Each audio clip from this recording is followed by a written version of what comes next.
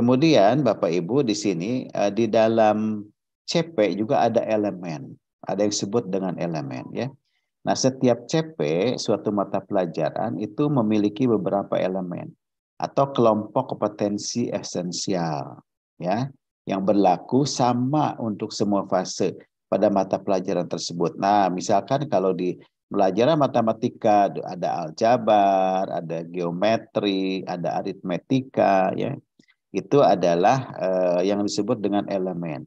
Kalau di dalam bahasa Indonesia itu kan ada eh, menulis, ada berbicara gitu ya, ada menyimak.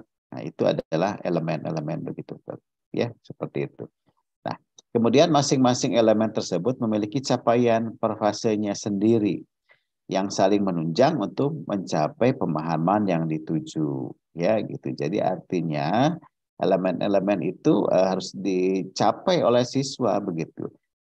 Dan di dalam elemen-elemen itu ada capaiannya apa saja sih, dan itu beda fase-fasenya gitu ya Bapak Ibu. Nah, kemudian sekarang elemen sebuah mata pelajaran saja sama atau berbeda dengan mata pelajaran lainnya. Ya, nah ini tergantung daripada keilmuannya yang ada di dalamnya.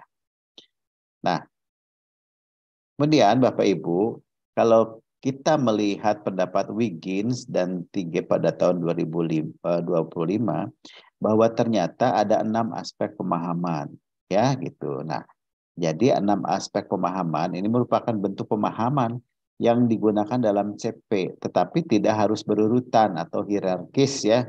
Kalau biasanya kan Bapak Ibu kan ada, kalau dulu ada taksonomi Bloom ya, dimulai dari ingatan, lalu pemahaman, aplikasi, kemudian ada apa namanya sintesis, analisis gitu ya. Nah, evaluasi gitu ya pada waktu di taksonomi Bloom. Kalau menurut Wiggins ini ada 6 pemahaman ya. Pertama itu adalah explanation atau penjelasan.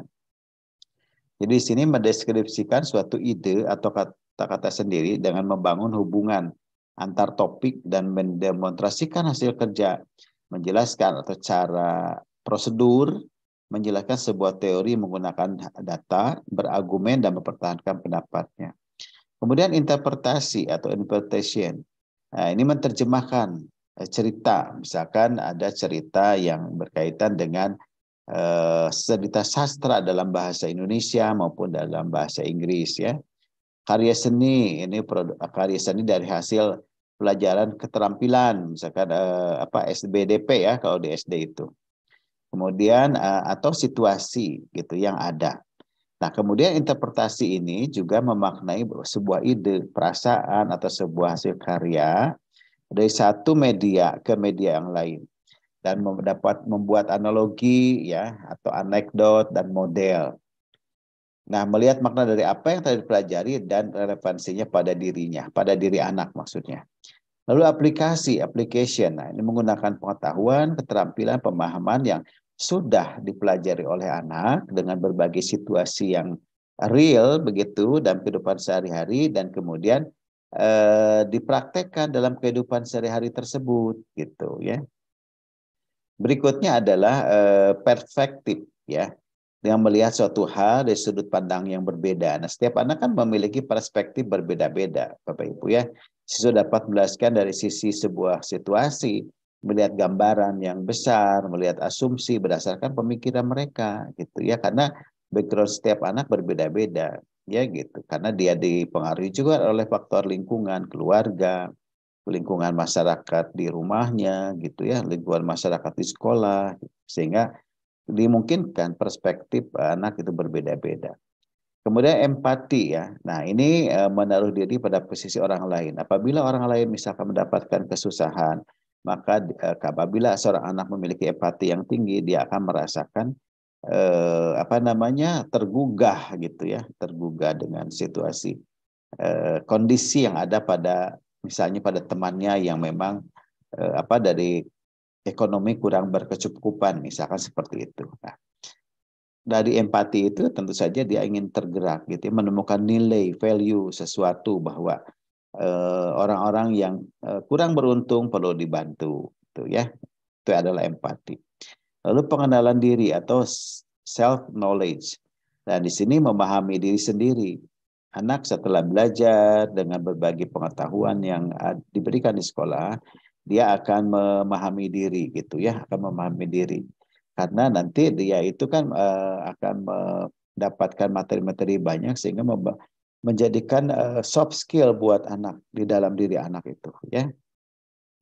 Kemudian dan ini menjadi kekuatan, kemudian area yang perlu dikembangkan serta proses berpikir dan emosi yang terjadi secara internal. Jadi artinya dari hasil belajar itu akan masuk ke dalam pikiran, dalam emosi, dalam perasaan anak dan akhirnya akan berkembang di dalam diri anak, dan itu artinya melalui proses ya, melalui proses dari waktu ke waktu, dari hari ke hari sehingga anak itu akan bisa mengenal pada dirinya sendiri itu ya. Nah, berikutnya adalah ada 6 aspek yang membantu guru merancang asesmen dalam kegiatan afektif. Jadi artinya dikaitkan juga bahwa pemahaman ini dikaitkan dengan aspek asesmen yang akan diberikan Pak, oleh mungkin bisa ya. di full screen kan Bapak, biar lebih jelas Oh ya, PowerPoint-nya. ya, sebentar ya.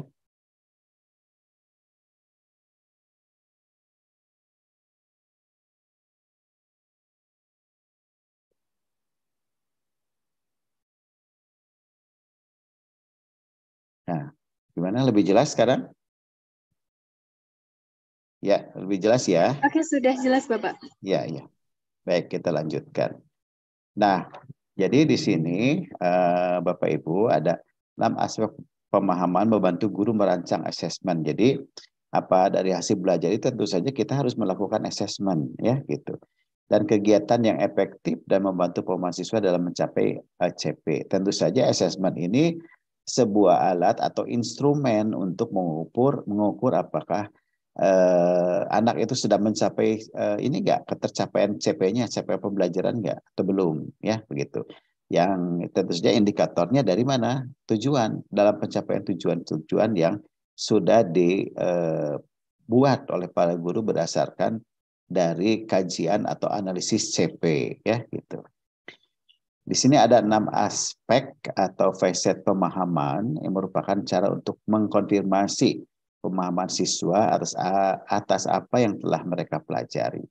Ya, jadi artinya dari aspek-aspek yang ada itu bagaimana nih pemahaman mereka gitu ya. Nah, jika siswa melakukan salah satu dari keenam aspek atau facet, mampu menjelaskan, menginterpretasi, menerapkan, berempati, memiliki sebuah sudut pandang, atau memiliki pengenalan diri, berarti mereka telah mendemonstrasikan sebuah tingkat pemahaman. Hanya salah satu dari keenam. Kalau lebih banyak, lebih bagus lagi, gitu ya.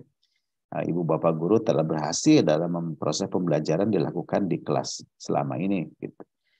Kemudian berikutnya guru dapat menggunakan 6 aspek pemahaman ini untuk menentukan bentuk pemahaman yang perlu didemonstrasikan siswa atau dapat diakses gitu ya. Kan selama ini ibu bapak guru membuat untuk mengukur ya ketercapaian tujuan pembelajaran seringnya mengukur secara tertulis ya Bapak Ibu. Jadi artinya pengetahuan tok gitu ya, kognitif gitu. Padahal dalam asesmen ini kan bukan hanya dari pengetahuan saja, tapi juga harus dapat mengukur terampilannya ya, atau psikomotornya. Kemudian juga harus mengukur juga perubahan tingkah laku afektifnya bagaimana begitu. Kan dikaitkan dengan profil pelajar Pancasila ya yang terdiri dari 6 dimensi itu gitu. Nah, kemudian Bapak Ibu, jika mengacu pada teori konstruktivisme, kemampuan memahami ada di level paling tinggi gitu ya.